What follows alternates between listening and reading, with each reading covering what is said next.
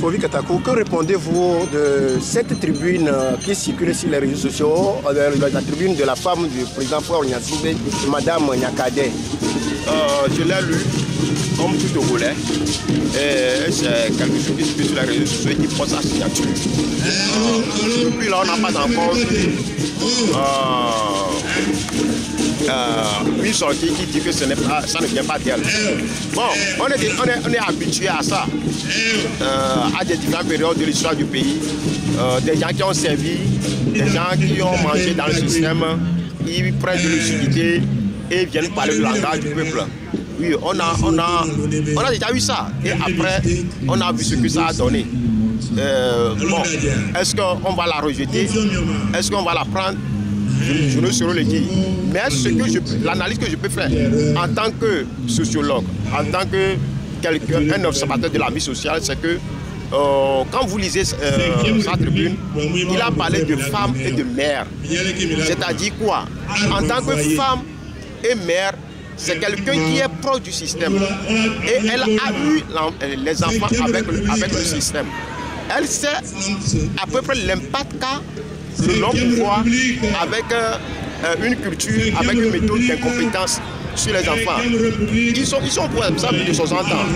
Mais aujourd'hui, je ne peux pas citer un seul enfant de Yadema qui est un inventeur ou bien qui est un grand universitaire quelque part. Ou bien un seul inventeur d'un baron du 5e quelque part. Donc, après 60 ans, sur le plan intellectuel, ils n'ont rien gagné. Même en matière d'espérance de vie humaine, c'est une femme qui a commis des décès au niveau de la famille Gnassingbé, au niveau de certains barons.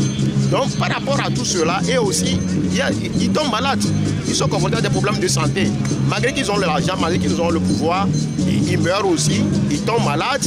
Et ils ne sont pas aussi les meilleurs du monde. Donc, en tant que femme et mère, il sait que le pouvoir à vie, avec une méthode d'incompétence, n'est pas une protection. Donc, moi, je dis ça à son fils, c'est une protection, c'est pour préserver la opportunité et de certains barons. Aussi, c'est un message lancé à la jeunesse togolaise.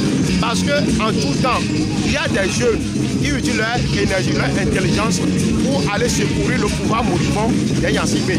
Et en tant que maire, il lance un message à la jeunesse togolaise qu'au lieu de penser encore à utiliser leur énergie pour encore secourir le système, c'est à leur risque et péril.